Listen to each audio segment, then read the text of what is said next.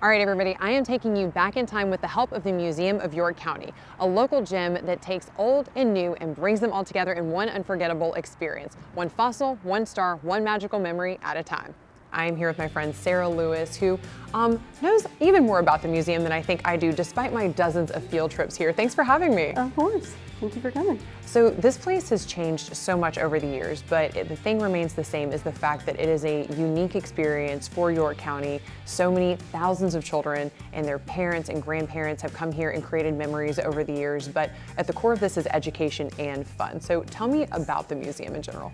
So we are a natural history museum. We are focused on the natural history of the Carolina Piedmont, so specifically that part between the ocean and the mountains right here where we live. So we cover everything from the time before the ice ages all the way up to present day, and we offer educational opportunities around those time periods. Like you said, there are so many educational opportunities, and this museum I feel like is very unique because something that is different is there are a lot of taxidermy situations in here, which when I was younger I don't know that I really understood, but there are so many opportunities to see animals that I might not have seen otherwise as a child. So how are those elements incorporated but also in a safe way?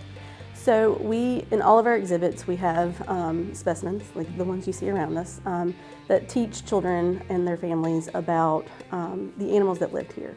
So these are all based off of the fossil record in this particular room.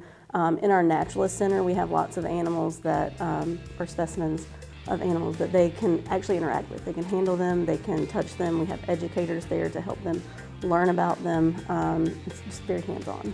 What goes into building an exhibit? Because I know that there were some classic exhibits like Stan's African Hall that we grew up with, if you were anybody who is an OG here in Rock Hill, but also the museum has continued to evolve to expand that educational. Yeah, so it's based off of research. So our curator, Dr. Steve Fields, he has sort of led the charge on our Ice Age Hall, which opened in 2021, and then this exhibit here, our Miocene and Pliocene exhibit.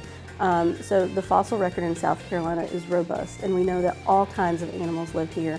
And so we wanted to represent to our visitors what would have been here in the past, because it is very sort of fantastic in some ways. There are these larger than life creatures that were here. So it's all based off of the research that Dr. Fields has done with other naturalists and paleontologists here in the state.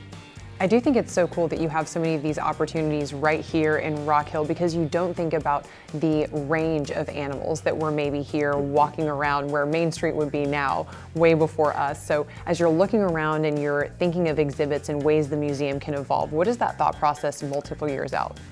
It's really trying to find things that tap into that, helping our visitors understand the place that they come from. So one of our exhibits that's in the planning process right now is Camp Piedmont, which is going to be an early learner space that's focused on that too, to encourage people to go outside and explore the natural world, because there's so much that a lot of us don't recognize is around us.